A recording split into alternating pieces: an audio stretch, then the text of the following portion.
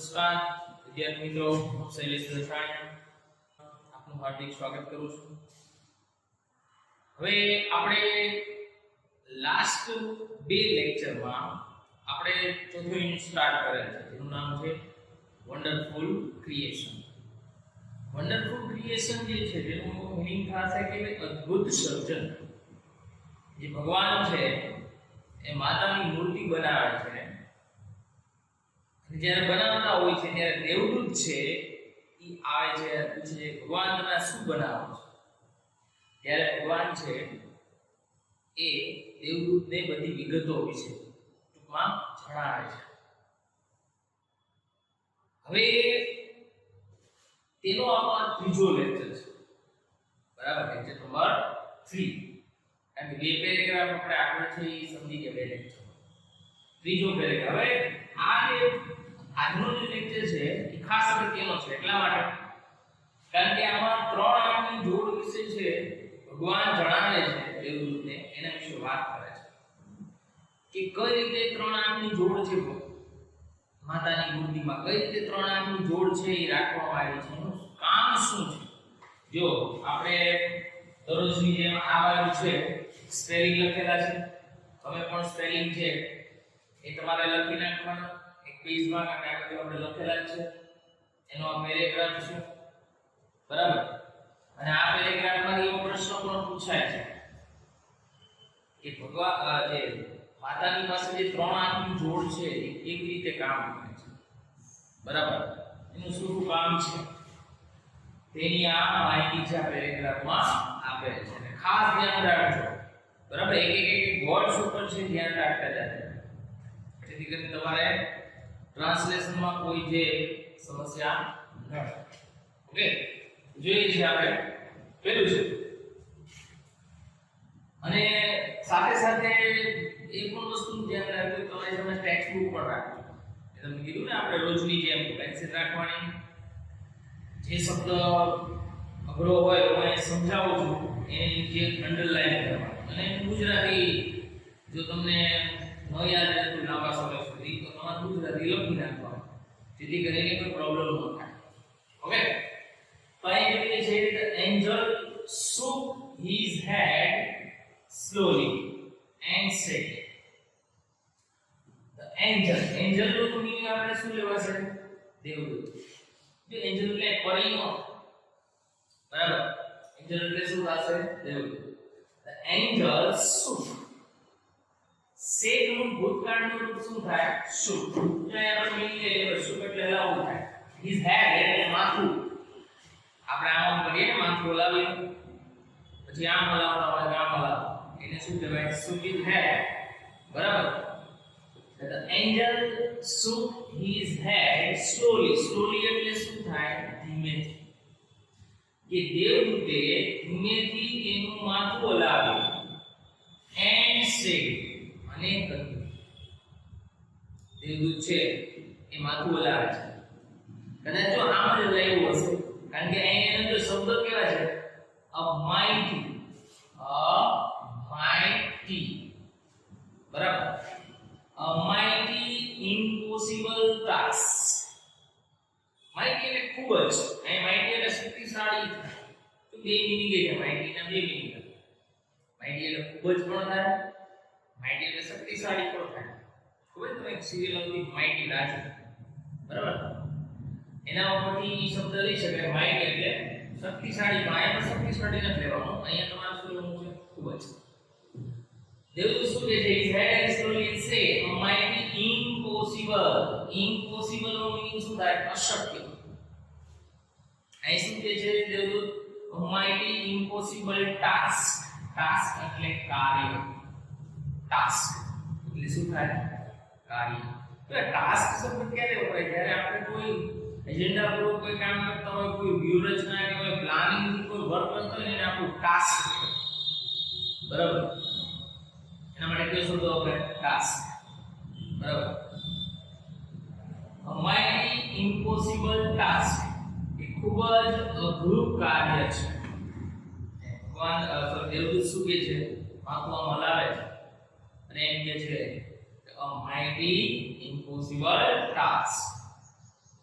કે આ ખૂબ જ અઘરું કાર્ય છે ભગવાન, આ ન થાય બરાબર. 3 આંખની જોડ આપણે ભગવાને 2 આંખની જોડ આપી છે, 3 આંખની. આઈ સપોઝ,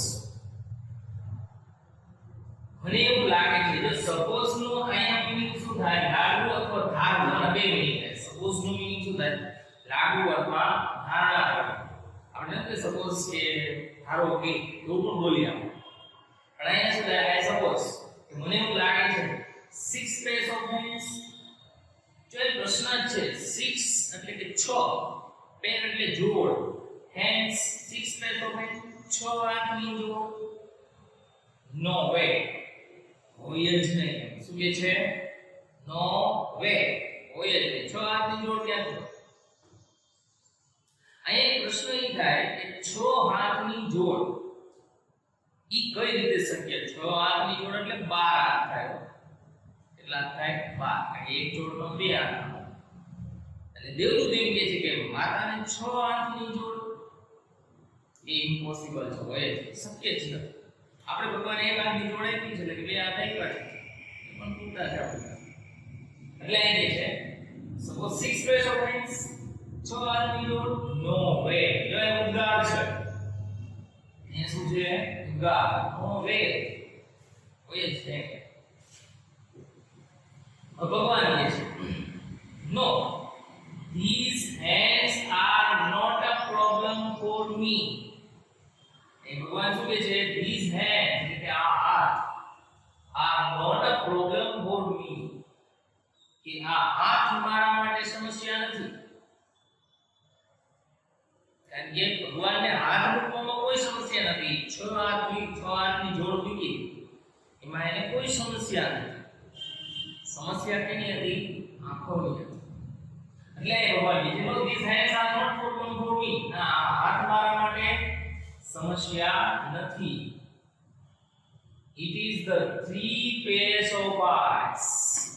3 pairs એટલે કે 3 હાથની જોડ of eyes that the mother have to have, કે જે માતાની પાસે હોવી જોઈએ. જો અહીંયા 2 વાર have to છે. એક તો આ have to અને આ એક have. આપણે અલગ બનાવીને જે પ્રશ્ન થાય, અહીંયા have છે અને અહીંયા have છે. આ have to છે મૂળ ઓક્ઝિલરી છે. આપણે કહીએ ફરજિયાત. તમને એક લેક્ચરમાં કીધું, લાઈવ ફર્સ્ટ લેક્ચરમાં કીધું કે when you I have to go, મારે જવું જ પડશે. તે મોડલ ઓક્ઝિલરી છે. કોઈ પણ કમ્પલ્સરી વસ્તુ કરવાનું હોય તો I have to read, મારે વાંચવું જ પડશે. બરાબર? ત્યારે છે have to શબ્દ વપરાય. અહીં તો આ have to મોડલ ઓક્ઝિલરી છે અને આ have એટલે ની પાસે હોવું છે. એટલે ધ્યાન રાખજો, બે have છે. ઘણા એક પ્રોગ્રામ કન્ફ્યુઝન થાય. આ have આવે કે have આવે, પણ બે વાર have શા માટે છે? બરાબર? એટલે આ have to છે એ મોડલ્સમાં છે. આ have એટલે ની પાસે હોવું. એટલે અહીં ભગવાન શું કહે છે? It is the 3 pairs of eyes that the mother have to have. કે જે માતાની પાસે 3 હાથની જોડ હોવી જોઈએ. એટલે 6 હાથની જોડ છે, 3 હાથની જોડ તો હોવી જોઈએ. Lord looked puzzled. puzzled એટલે શું થાય? મૂંઝાય, મૂંઝવણ. puzzled એટલે કોયડો પણ ખ્યાલ. અને કોયડો કેવો હોય? મૂંઝે એવો હોય ને, એટલે તેને puzzle કહેવાય. પણ આ puzzle એટલે ક્રિયા છે. puzzle એટલે શું થાય? મૂંઝાય. Lord looked puzzled. ભગવાન મૂંઝાયેલા દેખાતા. અહીં puzzle નો મીનિંગ શું? વિશેષણો છે. કેમાં છે? વિશેષણો. ભગવાન મુજે કે 3 હાથની જોડ એ અઘરું છે. હવે દેવદૂત બોલે છે, oh so you are creating a standard model of mother. creating નો એટલે શું થાય? સર્જન કરવું. સ્ટાન્ડર્ડ આપણે એટલે સ્ટાન્ડર્ડ વસ્તુ હોવી જોઈએ. સ્ટાન્ડર્ડ. અહીંયા સ્ટાન્ડર્ડ નો મીનિંગ છે આદર્શ. શું થશે?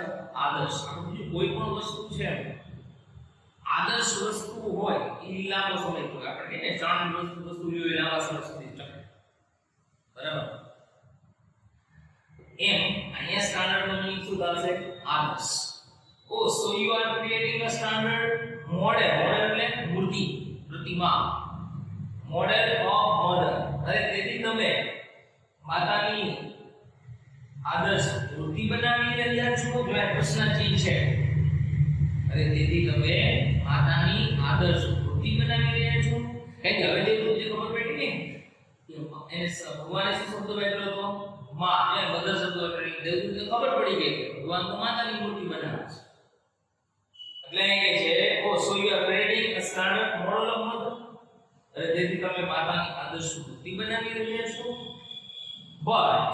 પરંતુ 3 pairs of eyes ત્રણ આંખની જોડ જો પાછો પ્રશ્ન પૂછે છે but 3 pairs of eyes ત્રણ આંખની જોડ what for શેના માટે the angel got interested આ got interest તો એટલે રસ પડવાનો got interest નો મીન શું થાય રસ પડે કે ઉદાહરણ શું થાય got interest એટલે તમને ખ્યાલ છે આપણે ઇન્ટરેસ્ટિંગ એનો કોઈ શબ્દ આવ્યો છે interested એટલે એ કહે છે the angel got interested કે દેવદૂતને રસ પડ્યો શેના માટે રસ પડ્યો કે જાણવા માટે કે માતાની મૂર્તિ બનાવે છે એમાં 6 આંખની જોડ છે 3 આંખની જોડ છે બરાબર ચલો એકવાર ફરીવાર છે હું રિપીટ કરતો જો ફરીવાર the angel shook his head slowly and said એ દેવદૂતે ધીમેથી પોતાનું માથું હલાવ્યું અને કહ્યું a mighty impossible task કે આ ખૂબ જ અશક્ય કાર્ય છે I suppose મને લાગે છે 6 pairs of hands 6 હાથની જોડ no way કોઈ જ નહીં no his hands are not a problem for me ના આ હાથ મારા માટે સમસ્યા નથી it is the 3 pairs of eyes that mother have to have એ જે ત્રણ આંખની જે જોડ છે એ માતાની પાસે હોવી જ જોઈએ લોર્ડ લુક ધ પઝલ ભગવાન મૂંઝાયેલા દેખાયા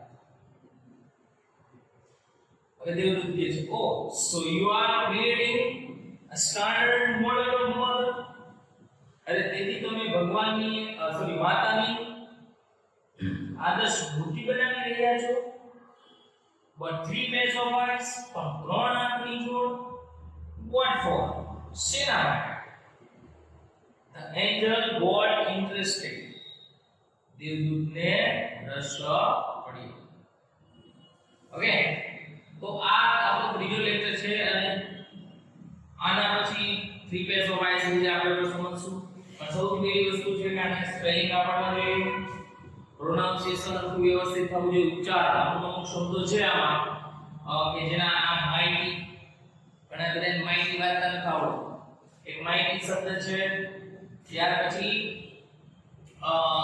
અમુક જે સપોઝ આ સપોઝ નો મીનિંગ ખાસ લેવાનો છે સપોઝ એટલે અહીંયા લાગુ ધારણા કરીને જ લેવાનો છે ધારો કે ખતમ થાય એટલે લાગુ એનો મીનિંગ થાય અને મેં તમને આ શબ્દ સાથે આ ખાસ ધ્યાન રાખજો હેવ શું હેવ આ હેવ ટુ હેવ છે એમાં હેવ ટુ છે મોનોલોગ્સ છે હેવ છે એની પાસે હોવું છે એટલે અલગ અલગ વસ્તુ છે બે હેવ આવે છે એટલે એ ખાસ ધ્યાન રાખજો ઓકે અને આ એક લાસ્ટ વર્ડ ગોટ ઇન્ટરેસ્ટેડ એટલે રસ પડવો એ આખો શબ્દ છે આપણે કહીએ ગોટ ઇન્ટરેસ્ટેડ એટલે રસ પડવો અને ઇન્ટરેસ્ટ એટલે ખાલી રસ ગેટ ઇન્ટરેસ્ટેડ એટલે શું થાય રસ પડવો નામ ભૂતકાળમાં છે આખું એટલે ગેટનું ભૂતકાળનું શું કરેલું છે ગોટ કરેલું છે ઓકે આપણે એના પછીનો પેરેગ્રાફ છે નેક્સ્ટ લેક્ચરમાં સમજશું અત્યારે અહીંયા સુધી રાખીએ ઓકે